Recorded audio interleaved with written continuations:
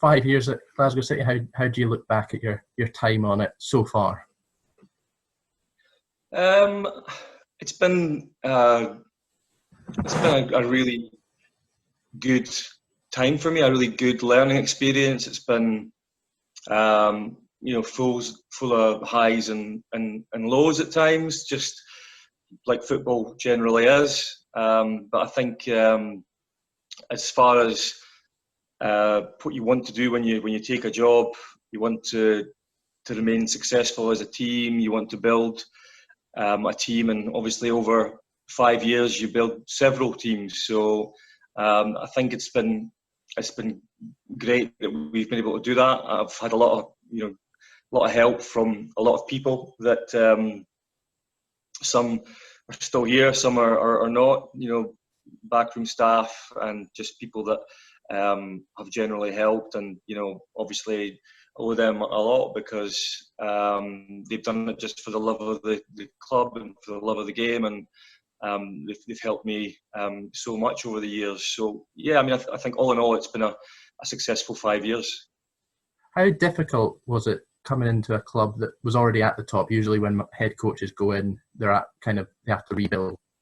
Yeah, I think that was the one big challenge that I felt attracted me to the job, was because it was a team that had been successful, had been winning the league regularly, had just in recent times got to the quarter-final of the Champions League, and were a team that were, I think it was fairly neck and neck at the time when I took over. I think that really attracted me to the job, was the fact that I wanted to come in and do something that's different. As you say, you normally get a job when a club isn't doing as well, or there's been a breakdown between the manager and the board, or whatever it happens to be. Things are generally not going to plan, but this was a bit different, and that was kind of exciting to see if I could come in and keep the club as successful as it was, and maybe even try to go a step further.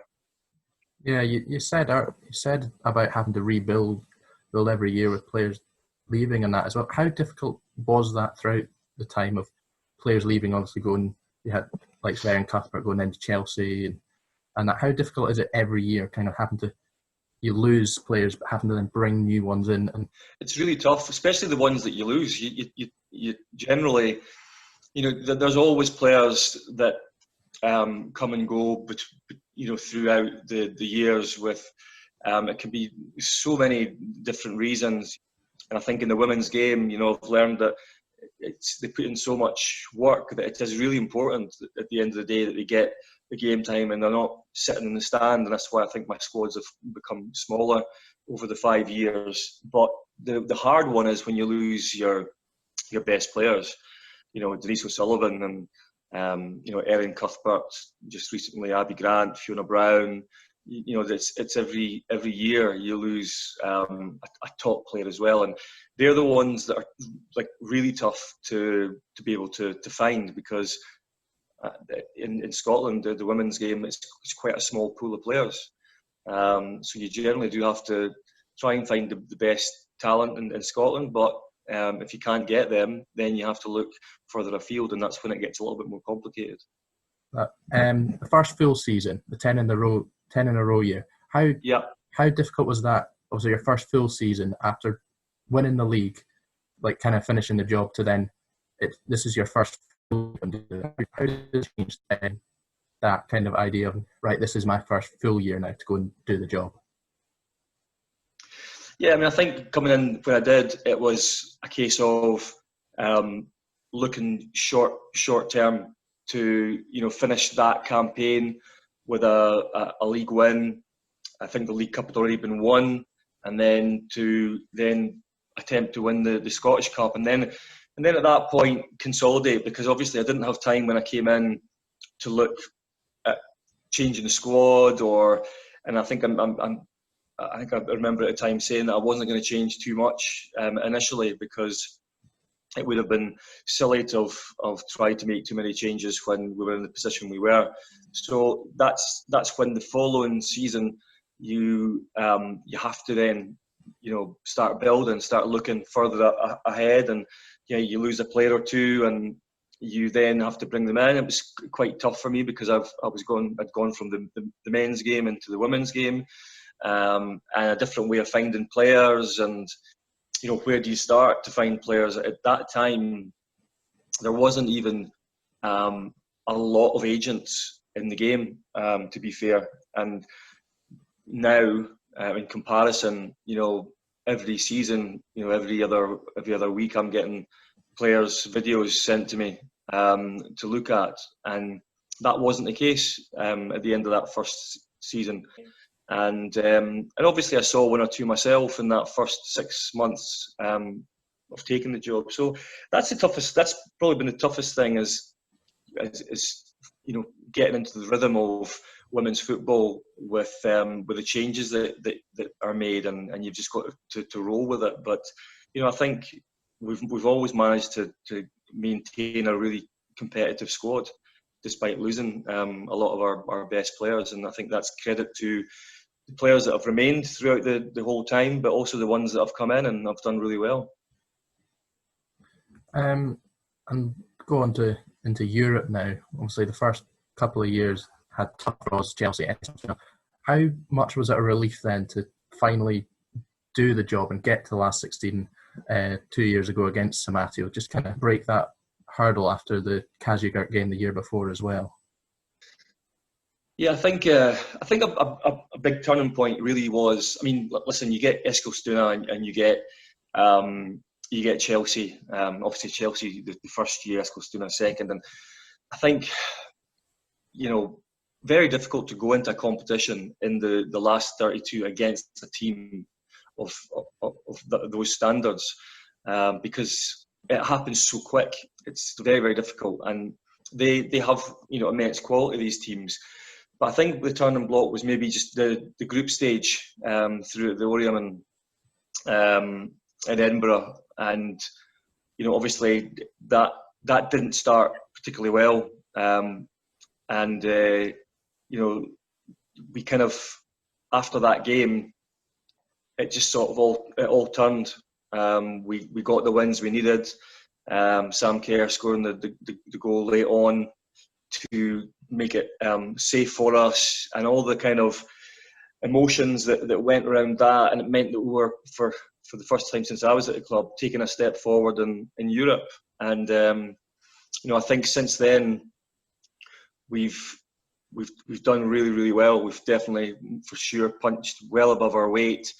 The 2-0 away game at Bromby, again, just I think underlined the sort of ability of the players and the huge strides that we'd made. But we find ourselves still in the middle of a very strange Champions League adventure that's coming up. So yeah, I think it's been amazing to be part of the Champions League with the group of players that I've had, and we've had some really excellent performances. Talking about obviously Bromby, was that the game that you look back on? Is that your best moment in the 5 years, just with everything that was riding on it? I think two sort of games really stick out for me. Well, there's probably more than that, but I think just in more recent times, I mean the Bromby game again.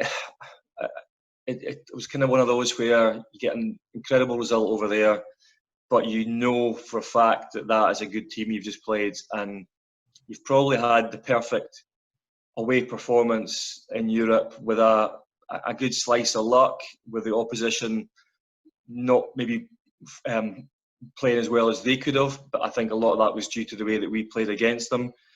But then you're going to be in a really tough game, and it was one of those things again where we've done this so many times, losing early goals at home, having done fairly well away to maybe keep things really competitive for your home tie or whatever. But I just think that was a killer blow when Bromby really turned up, scored early on, controlled the whole first half of that game, and going in at half time, you were thinking this is going to be an uphill struggle unless we actually start playing ourselves. And that's what happened. The players just turned it round. They dug in so well. They threatened far more, and I think as the game grew, we was the stronger side. So going into the penalties, you were kind of, I think, more upbeat than we've been before. And no, it's going to have to change sometime, isn't it? You lose all these penalty shootouts and cup finals and things, and then the one really big one comes along that you want to get through on.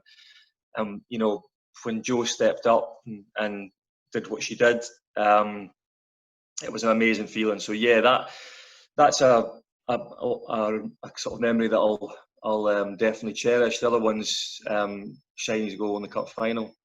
So that cup final, a lot of relief, but a lot of just the fact of desire that the team and the club had lost a number of cup finals up to then, and on this occasion, given what we'd done throughout the whole season and the Champions League still being alive, to see the way that she finished that goal pretty much all by herself, that was an amazing feeling as well. Totally amazing. I was going to say we saw at full time how much that cup triumph meant to you. Was that, obviously the league titles are all great, but after a few years without a cup, was that important as well for you, just to kind of end that we drought without a cup triumph? Yeah, it was really important. It was. I mean, I'd said, put myself and the team under a lot of pressure, really, because I said from the start of the season that, obviously I want to win the league. That's what we have to win. But I'm really determined to bring the Scottish Cup back, and that's why to do it. It was a great game of football, and to do it in the manner we did, given the fact that we had played a lot of tough games, and we'd won the title. We were in Champions League, and it just capped the whole season off for me, and we did it in style. Yeah, and obviously looking forward now, it's been 5 brilliant years. Obviously it's a weird time to celebrate 5 years with everything else going on, but looking forward, obviously next month, Wolfsburg, it's obviously going to be a weird format. It's not the 2 legs, it's just one match in a neutral venue, but even still, how exciting is that to kind of mark 5 years as a Champions League quarter-finalist? Does that tip it all off? Yeah, and again, because of all the uncertainty through COVID and not knowing if we would ever be able to play this game, and to have the players, for the best part of 4 months, on their own for training and keeping themselves going in the hope that they would get the chance to finish the Champions League campaign, and I think for a long time there was serious doubt that it would ever happen. The fact that we've been helped by Mr. Anderson to get to that quarter final is incredible, and now that we're back training again, we've had our first couple of contact sessions now. We've done all the tests that are not very pleasant. They're not great to do, but it's definitely worth it to get the chance to go and play Wolfsburg. And as you say, it's in a very strange situation, a quarter final, normally played over 2 legs, played over 1 in a neutral venue. Flying to Spain to play them rather than to Germany. And the fact that all the clubs are going to be there for that week or so, and separate hotels, and doing all the correct distancing and safety measures for everyone. The fact is, though, that the game's going to go ahead, and we're really looking forward to it. And in some respects, I think I would be lying if I didn't say that the one game situation actually gives us a better chance. I'm not saying that it's going to be easy by any by any length. I think that we know how difficult it is going to be against a team like Wolfsburg, who've got household names, world players that are the best in the world in their positions, and I've watched them enough now to know that it's going to be a really, really tough match. Yeah, and just finally, obviously celebrating 5 years. How important has the fans been as well? Obviously, we're missing them right now, and we'll miss them out in Spain. But how much have you been able to connect with them over these 5 years? You've delivered five league titles, a Champions League quarter-final, a couple of Scottish Cups. How important have they been during this time? Well, that's the thing. I mean, the fans, you can see straight away. I mean, that's the difference I think about and with women's football as well. For me, is that connection. Before and after matches, where the players are over speaking to their families, but they're also speaking to fans that are there at all our games that you get to know, because we don't have thousands and thousands of fans. We don't have 25,000 turning up for games, but what that does do is it means that you have fans that you can actually say hello to, look directly in their faces at the end of the Bromby game, and like be able to reach out, and they're just there. And I think that it brings a closeness, it brings a connection, it brings that mentality that we want to do it for ourselves, we want to do it for family, we want to do it for fans.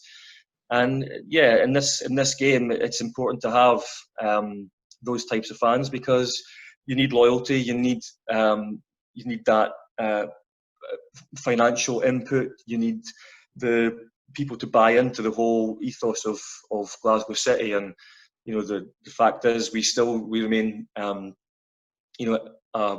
very unusual club. We are not connected to a men's team, and I think for a lot of our fans that gives us a special connection as well. And no, I think it's going to be sad that we won't have any fans at a quarter final. It would have been great to have gone out, whether it had been us playing at Petershill first or other way around. Those matches at Petershill are special, and it's always been the case, I know. But since I've come to the club as well, and we've moved back to Petershill, there's some really good memories there. Well, thank you very much, Scott. It's been 5 great years so far, and hopefully more to come. Thank you.